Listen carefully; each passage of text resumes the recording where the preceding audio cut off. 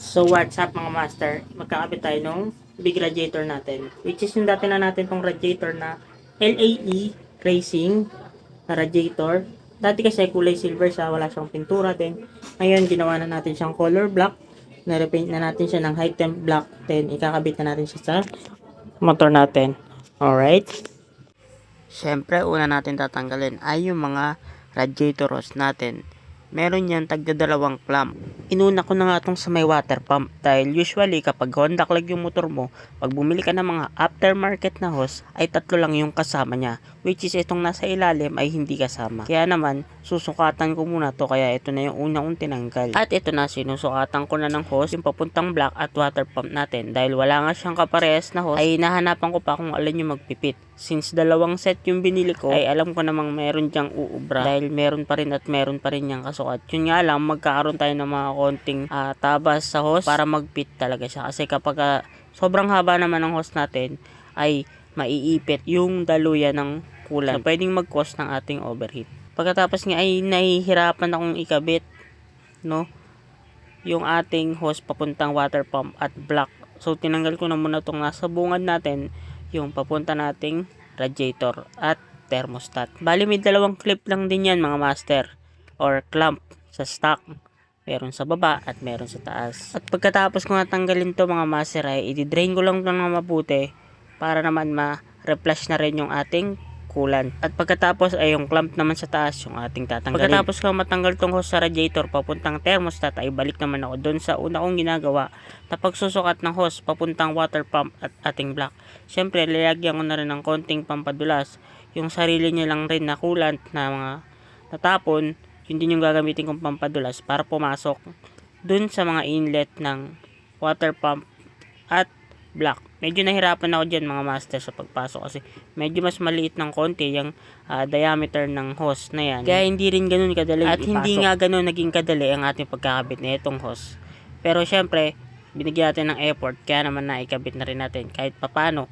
Pero syempre, may mga konti pa tayong adjustment. Kagaya nga ng sabi ko, kailangan putulan yung hose natin para hindi maipit yung daluyan ng kulan. At sinunod ko na nga itong hose sa may taas.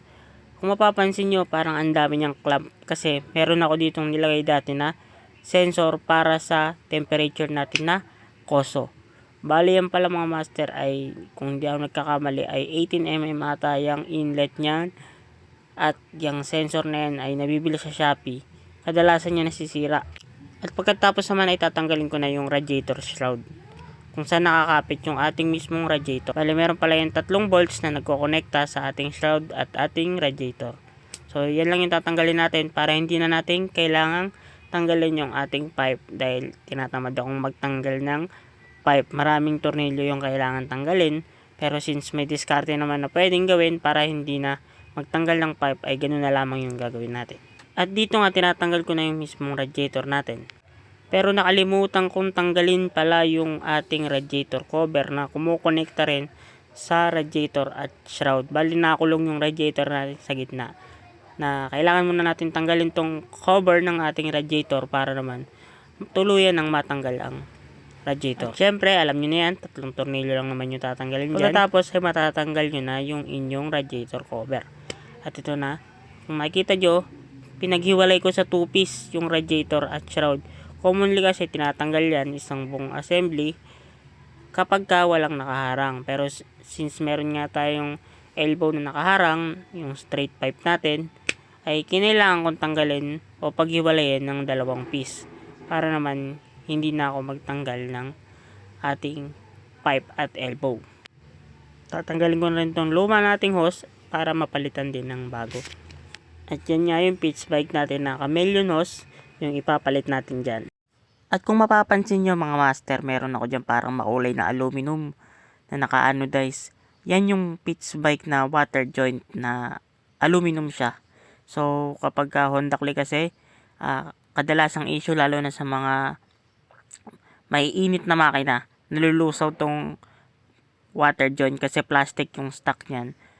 Kaya pinalitan natin ng pitch bike na aluminum water joint. Balik nga dito mga master ay naikabit ko na tong hose sa water joint papuntang thermostat natin.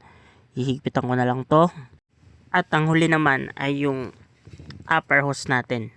At lastly, ito namang hose natin sa may lower part ng radiator, yung ikakabit natin. So ito na yung pinaka last, pero may mga adjustment din kasi medyo mahaba din yung pitch bike na hose eh.